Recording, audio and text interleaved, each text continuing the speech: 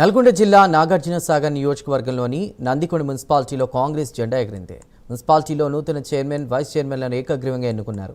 Municipal ఎన్నికల్లో మొత్తం 12 వార్డులకు గాను 11 వార్డుల్లో కాంగ్రెస్ విజయం సాధించగా ఒక వార్డులో బీఆర్ఎస్ అభ్యర్థి గెలుపొందారు. దీంతో చైర్మన్ పీఠం కాంగ్రెస్ ఖాతాలోకి వెళ్లింది. చైర్మన్గా మానస స్వర్ణ, వైస్ చైర్మన్గా రాజప్రసాద్ ఏకగ్రీవంగా ఎన్నికయ్యారు. దీంతో ఇరువురు ప్రమాణ స్వీకారం చేశారు. మున్సిపల్ కార్యాలయంలో జరిగిన కార్యక్రమంలో పార్టీ శ్రేణులు, కార్యకర్తలు ఉత్సాహంగా పాల్గొన్నారు. ఎమ్మెల్యే జైవీర్ రెడ్డి కౌన్సిలర్లను అభినందిస్తూ కూడా ప్రజల విశ్వాసానికి ఎల్లప్పుడూ కట్టుబడి ఉంటామని పేర్కొన్నారు. ఎన్నికైనటువంటి కౌన్సిలర్ల ప్రమాణ స్వీకారం ఈరోజు నాగార్జునసాగర్లో నందికొండ మున్సిపాలిటీ పరిధిలో జరిగింది.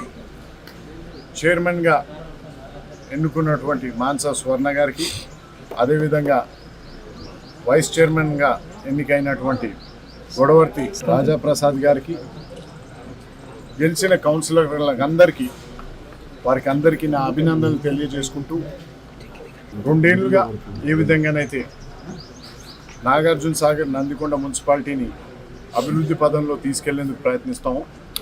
ఇప్పుడు వారికి నాకు చేదోడు వాదోడుగా ఈ కౌన్సిలర్లందరూ ప్రజల అభిమతం మేరకు పనిచేసుకుంటారని, అభివృద్ధికి తోడ్పడతారని, మొన్న జరిగిన ఎమ్మెల్యే ఎలక్షన్ల కంటే ఎక్కువ మెజారిటీ ఈ ఎన్నికల్లో ప్రజలు ఇవ్వడం జరిగింది.